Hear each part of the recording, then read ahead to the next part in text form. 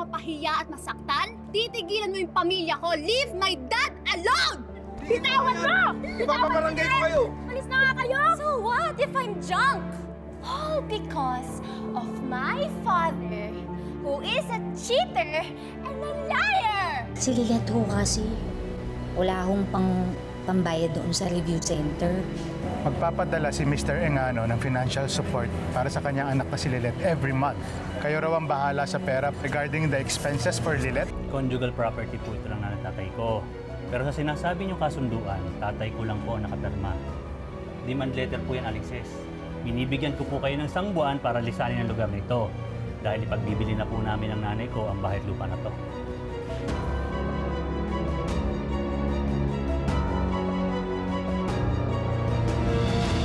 Ate, dispatchahin na kaya natin lahat to para mabilis paglipat natin. Pwede mo nang itapon ng mga yan. Pero hindi ibig sabihin nun, aalis na tayo dito. Kayo talaga ni Lilet, oh. Ang lakas ng fighting spirit nyo. Dapat lang. Hindi tayo aalis dito, Emong. Kaya nga nasa barangay sila Lilet eh. At nakakasiguro ko na makakukuha sila ng impormasyon para makatulong sa atin, para sa karapatan natin dito sa lupang ito. Ipagbenta agad, no? So ito yun.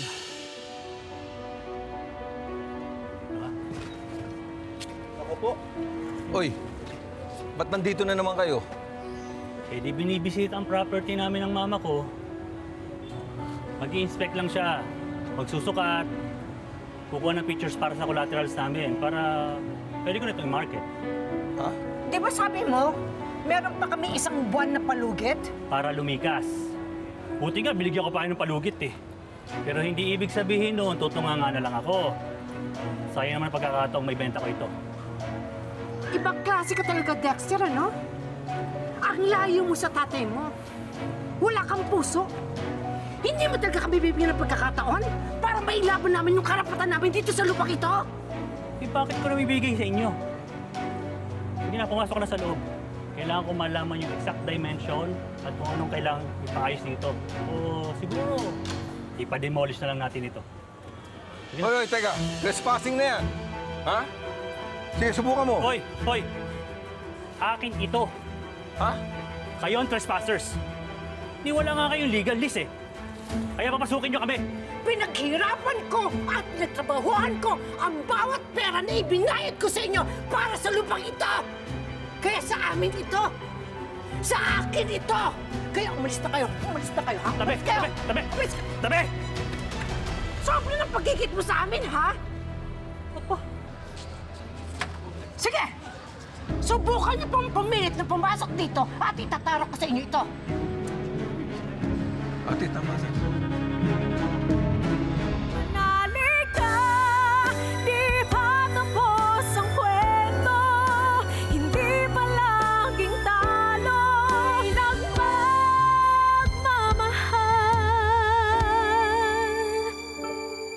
sa'yo.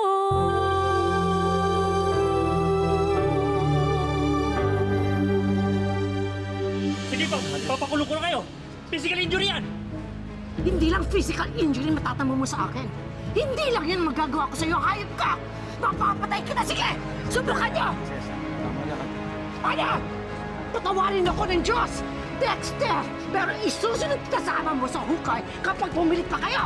Ha? Ate, tama. Sige! Subukan mo pa kayo magtapo yan dito sa bahay na pinaghirapan ka! Sige! Kung siya, natakot mo, ako, babalik at babalik ako dito dahil akin ito!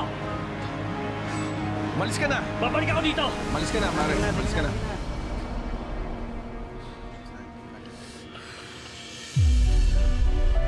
Bakit nangyayari sa atin to? Lahat ng pinagpaguran ko, lahat ng pera na ibinuhos ko para dito sa bahay at lupa, mapupunta lang lahat sa wala. Maayos din natin to, ate. Maayos din natin.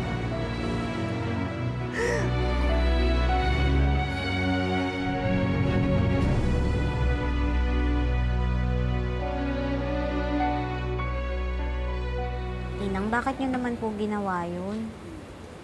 Eh, basta-basta na lang silang pumapasok dito eh.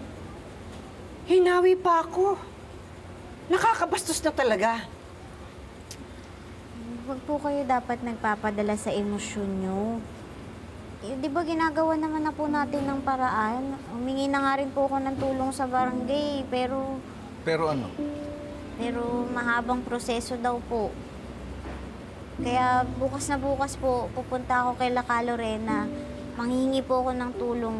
Baka may maitulong po siya sa atin na mailaban yung property as soon as possible. Inang, nakakahanap din po tayo ng paraan para mabawi natin tong bahay at shop sa mabuting paraan. Kaya huwag niyo na pong uulitin yung ginawa niyo kanina. Hindi ko rin naman gusto yung ginawa ko kanina. Kaya lang, wala na akong ibang nagawa. Harap-harapan. Wala silang awang inaangkin. Itong pinaghirapan natin. Last na po yun, ha? Tsaka hindi naman po tayo dapat nagpapadala lagi sa damdamin natin. Lalo na kung galing sa galit at sakit.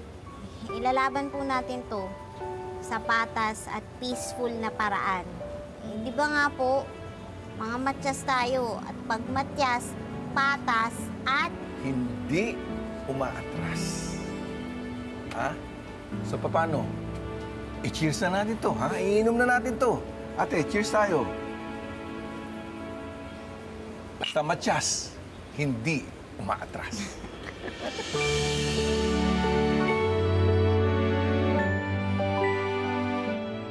Kalma lang, basta. Sana matulungan niya tayo, bestie. Hi, good morning. I'm Chichi, personal assistant ni Ma'am Lorena. May appointment ba kayo today? Wala po eh. Nagbabaka sakali lang po kami na ma-accommodate niyo kami kahit wala po kaming appointment. Ikaw yung recipient na academic awards ni Ma'am Lorena? Ako nga po. Binigyan po ako ng card ni Ma'am Lorena. Ang sabi niya po, kung may kailangan ako, magsabi lang daw po ako. Pwede po ba namin siya makausap? Naku, I'm so sorry. Nasa States pa ngayon si Ma'am Lorena eh. May inatinan kasi siyang international conference. Baka sa Tuesday pa yung balik niya.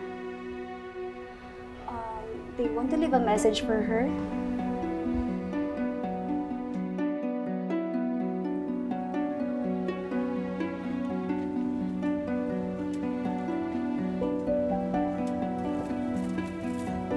Ate, wala ka bang pasok?